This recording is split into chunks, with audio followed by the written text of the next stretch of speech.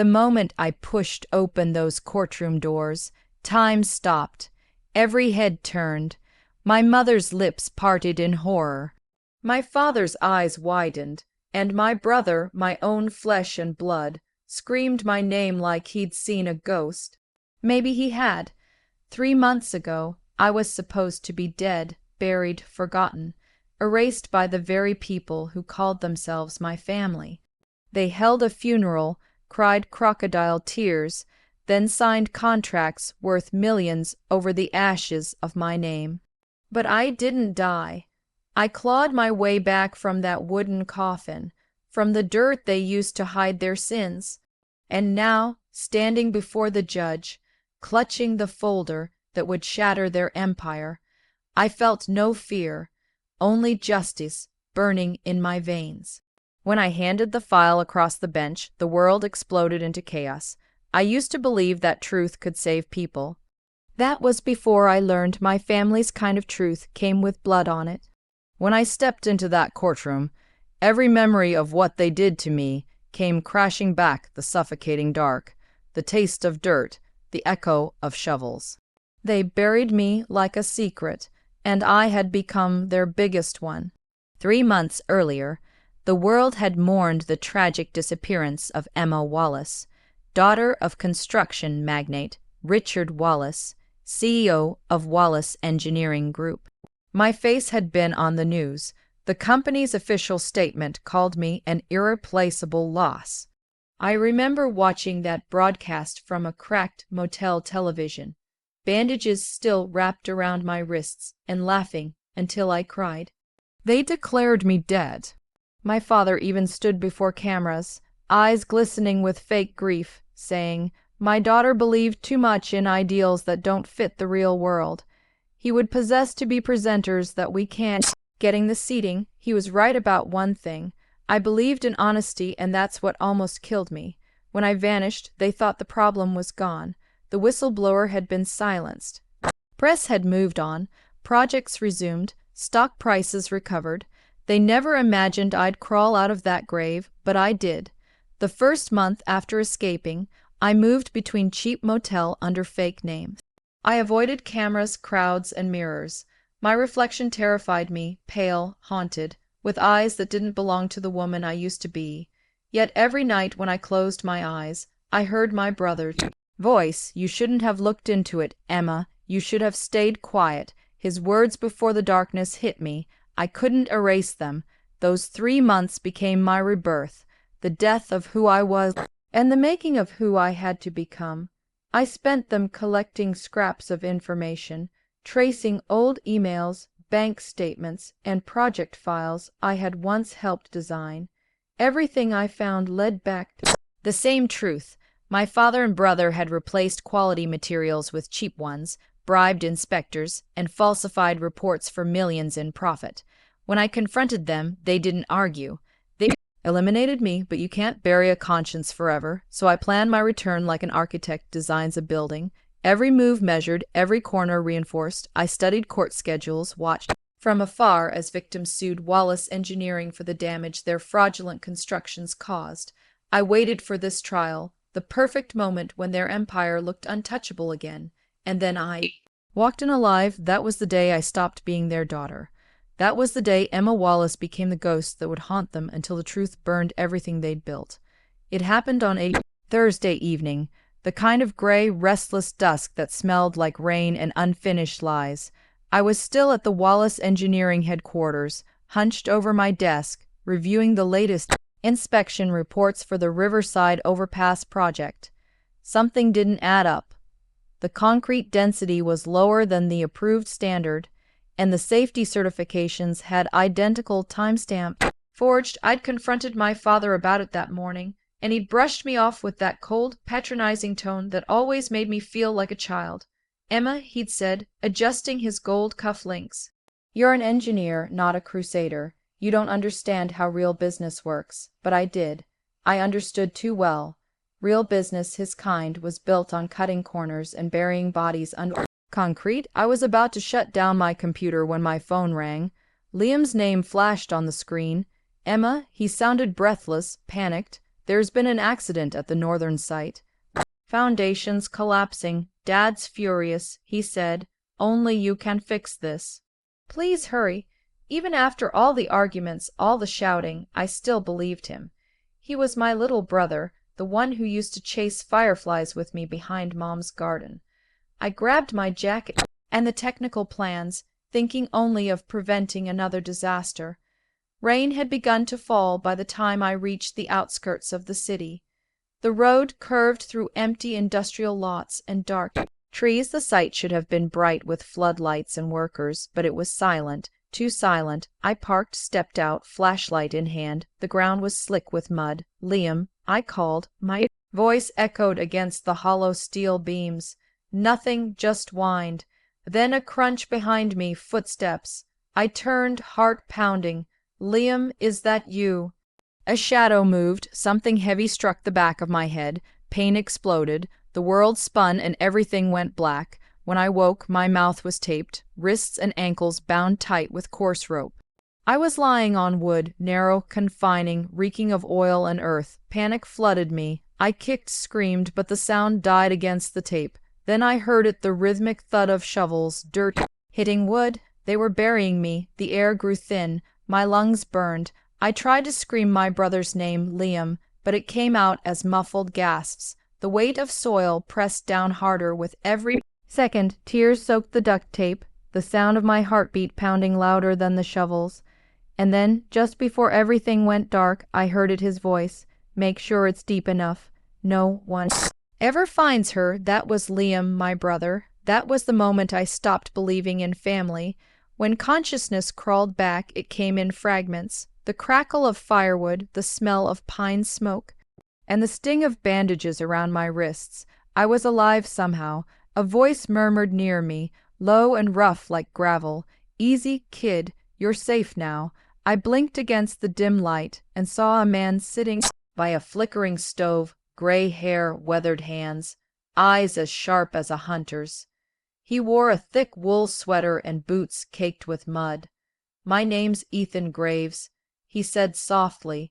Found you half buried in the woods near the northern site. You were barely breathing. I tried to speak, but my throat felt raw. He handed me a metal cup of water. Don't talk. Drink. The liquid burned going down, but it was the sweetest thing I'd ever tasted. How did you know I was there? I finally whispered. Ethan poked the fire with a stick, his face illuminated by the glow. I'm a retired forest ranger. I patrol the area sometimes. That night, I saw headlights and heard engines when no trucks were supposed to be there. I thought poachers, maybe illegal logging. Then they left and I heard knocking. From underground, he looked at me for a long moment, so I dug. I pressed my hands to my face, shaking. The memory hit me all at once. The shovels, the dirt, the voice, my brother's voice. Did you see them? I asked. Ethan nodded slowly. 4 men, 3 laborers, one in a suit who just stood there smoking. He didn't get his hands dirty, but he gave orders. My stomach turned cold. That was Liam. For the next few days, Ethan took care of me. He lived in a small cabin hidden deep in the forest. Just him, an old hound, and shelves filled with hunting trophies and worn books. He didn't ask too many questions, but I could feel his curiosity. On the 3rd night, I told him everything. When I finished, he sighed and leaned back in his chair. You've seen the devil up close, Emma, but you've still got a choice: hide from it or drag it into the light. I stared at the bandages on my hands. I can't hide anymore.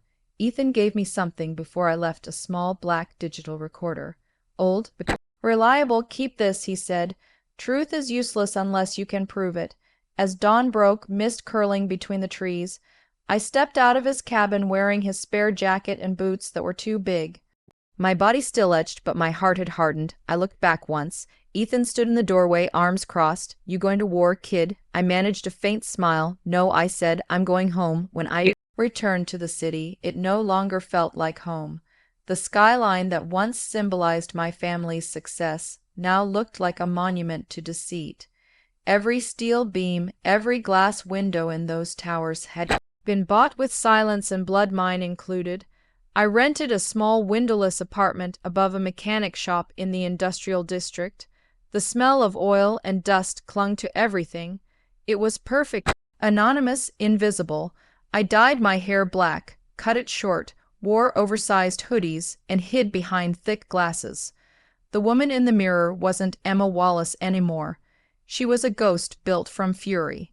For the first week, I barely left the room, my head still itched from the wound, and nightmares came every night. I'd wake up gasping, clawing at invisible dirt, but fear soon turned into focus. I had Ethan's recorder, my laptop, and an old flash drive I'd taken from my office before everything went wrong. That was enough to start. Days blurred into nights as I pieced together the puzzle. I traced project budgets, compared invoices, and discovered fake subcontractors' shell companies created under my brother's name. Each document screamed corruption. Every missing dollar was a coffin built for someone else, but I needed proof that tied them to me to my death. So I followed Liam. He hadn't changed much. Still drove his silver Tesla. Still wore those smug designer suits. Still carried himself like the world belonged to him.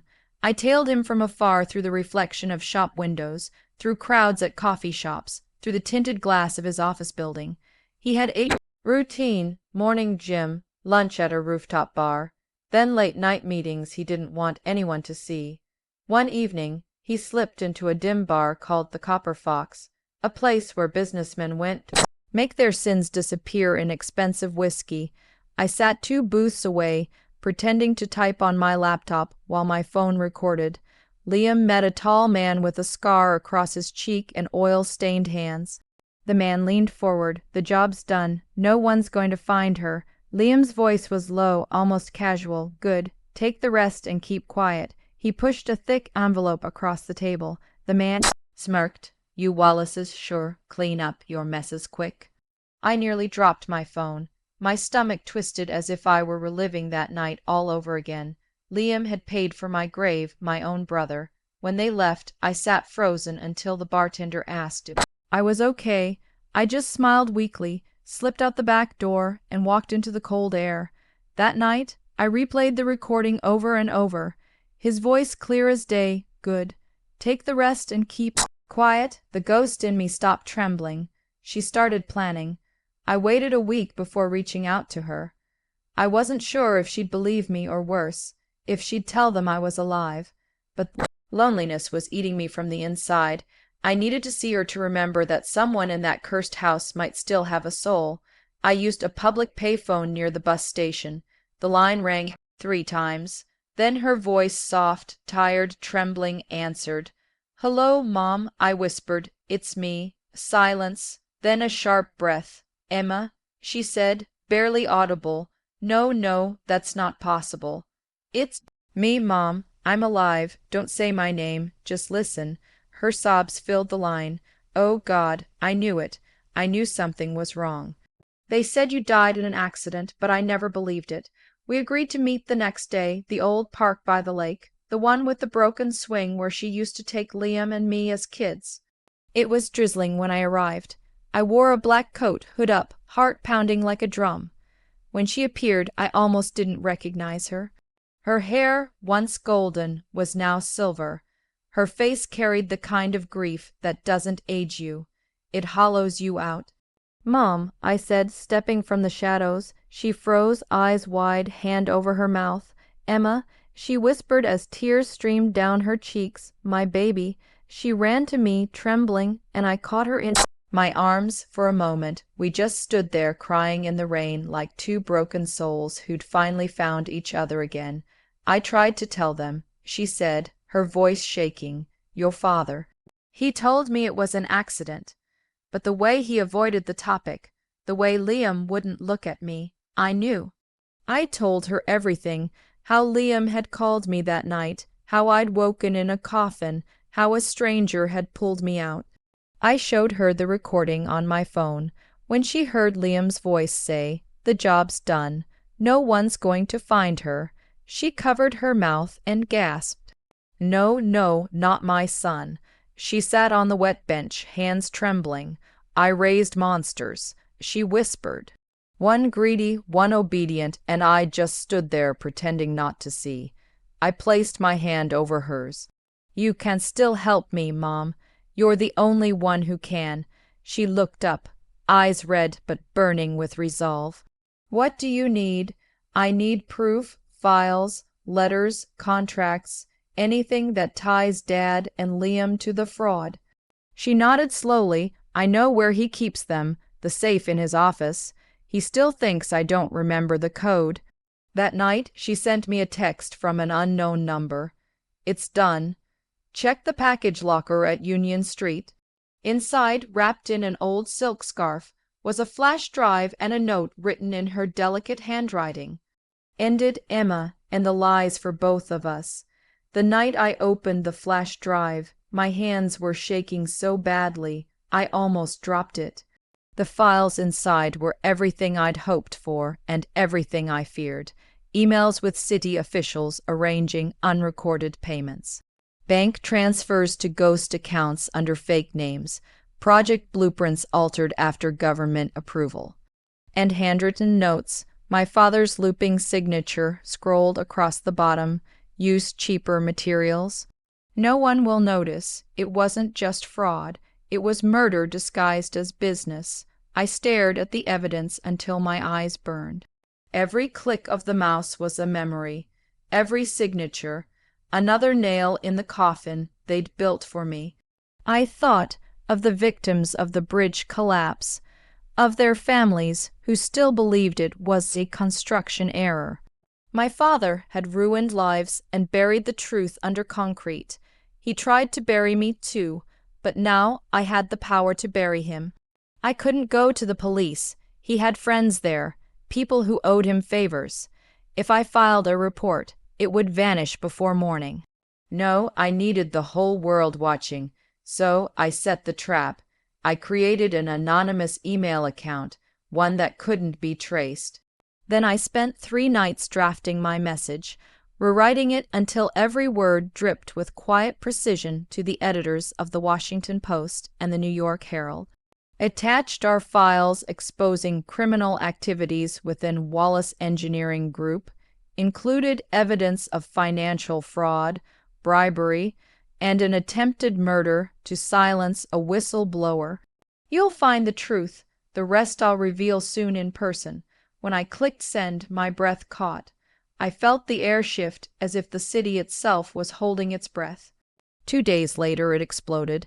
Headlines flooded the internet. Wallace Empire under investigation.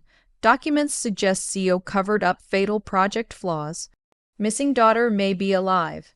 I watched the chaos unfold from the corner table of a diner. Hood pulled over my face, stirring a cup of cold coffee.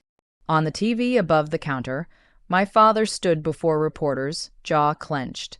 "These accusations are baseless," he said, his voice steady, but his eyes frantic. "Our company is built on integrity." Liam stood behind him, pale and sleepless. My burner phone buzzed. It was a message from Mom. "He's furious. Liam's breaking. They're talking about going back to the site to make sure you're really gone." My pulse quickened. It was happening. I replied with only 2 words. "Let them."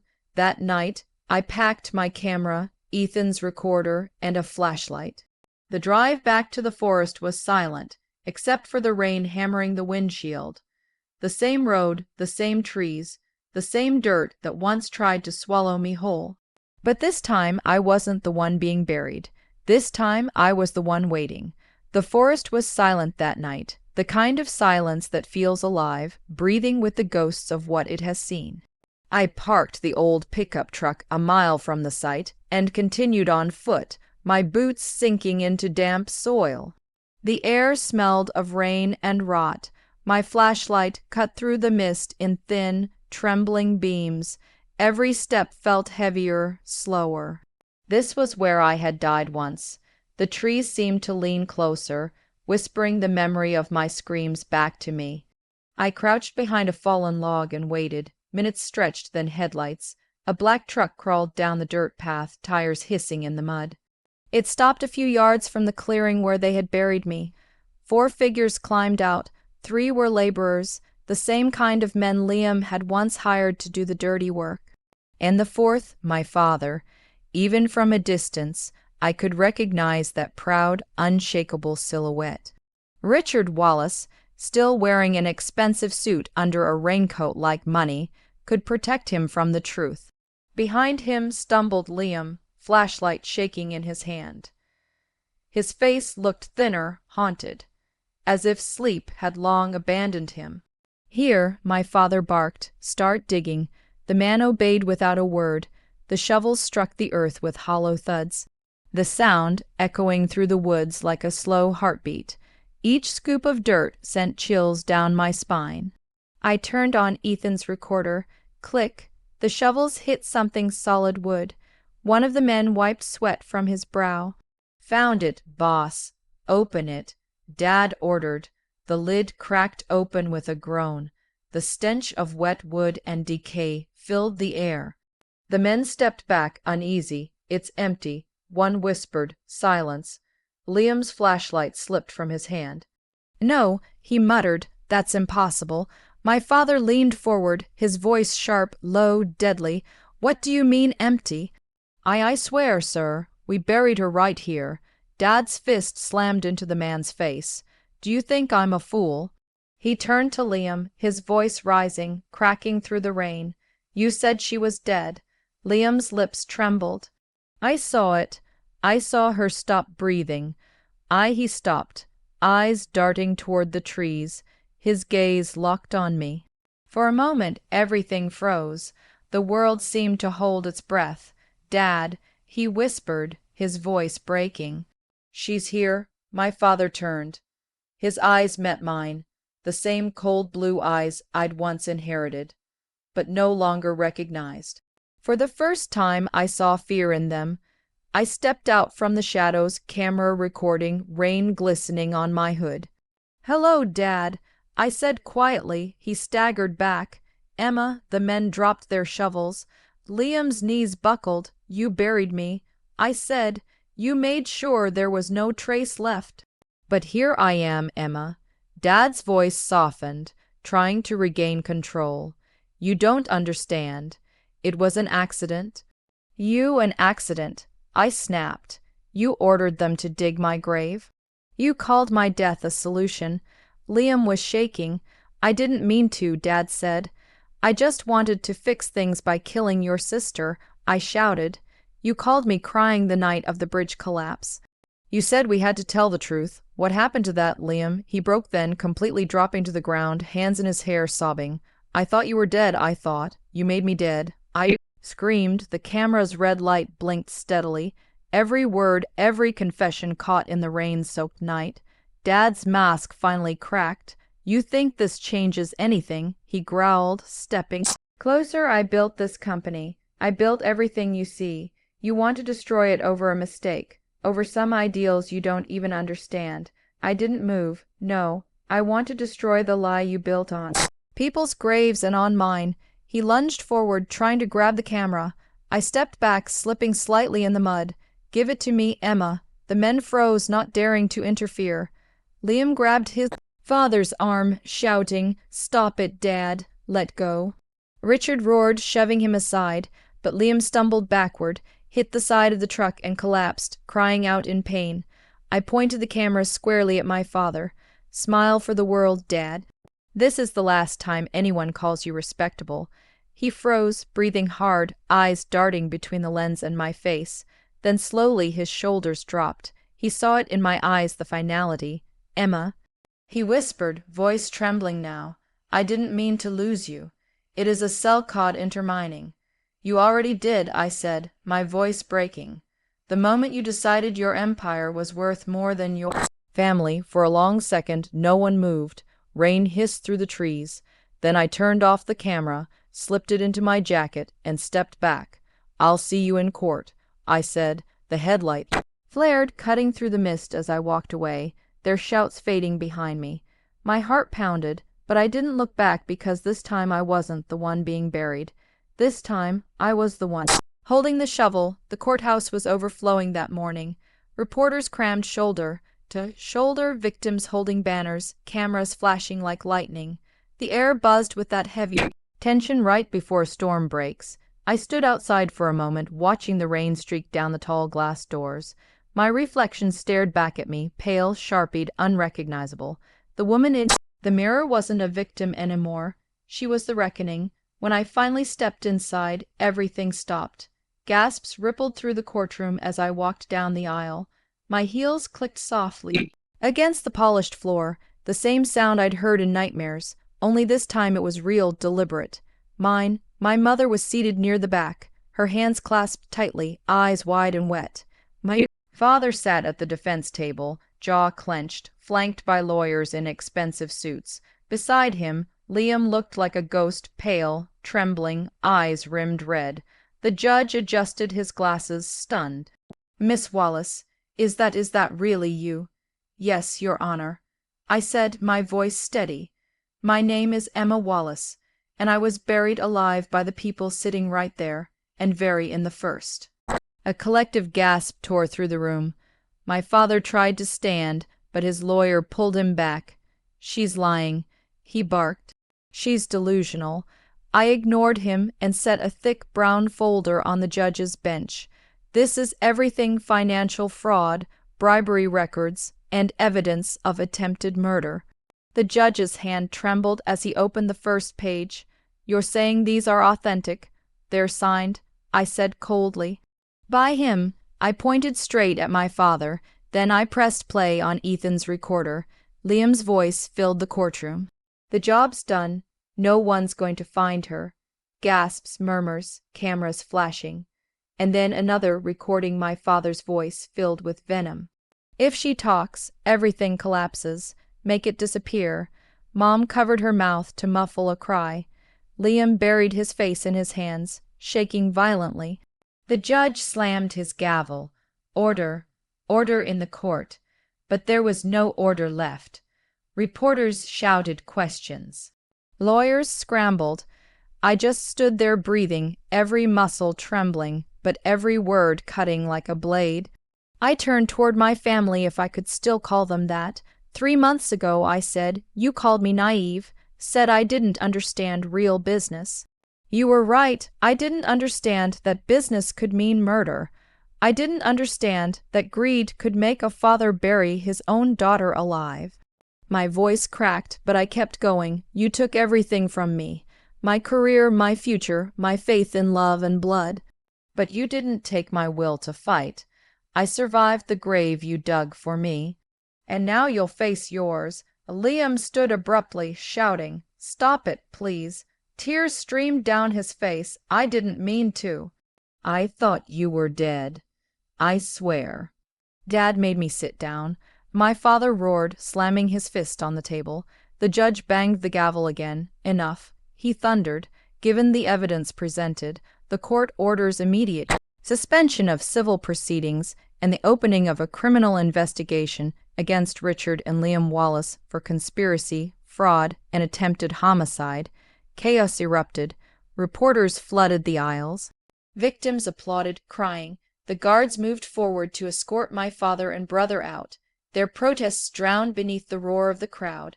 My father looked back at me one last time. His commanding face was pale, defeated. "Emma," he said quietly, "you destroyed everything." "No," I replied. "You did." Liam's voice cracked as he was dragged away. "I'm sorry." "I'm sorry, Emma." I didn't answer. I couldn't. When the judge finally adjourned, the sound of the gavel echoed like thunder in my chest. Final, merciless, liberating. Outside the courthouse, sunlight finally broke through the clouds. Reporters swarmed me, microphones thrust forward, but I barely heard their questions. My mother appeared beside me, her hand trembling as she reached for mine. "You did it," she whispered, tears shining in her eyes. "You came back." I nodded. "For you, for me, for everyone they hurt." We stood together on the courthouse steps as the flashbulbs erupted around us, but for the first time I didn't flinch. Weeks later, the verdict came. Richard Wallace, life imprisonment without parole. Liam Wallace, 30 years for conspiracy and attempted murder.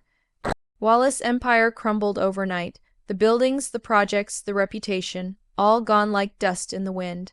I moved back to the small cabin in the woods where Ethan had saved me. Sometimes I wake In the night, gasping for air, feeling the dirt again. But when I step outside and feel the wind on my face, I remember I'm still here. Justice isn't just about punishment. It's about truth surviving long enough to be heard. And mine was finally heard because in that courtroom, under the harsh white lights and the roar of cameras, I stopped being the girl they buried and became the woman who made the whole world watch them all.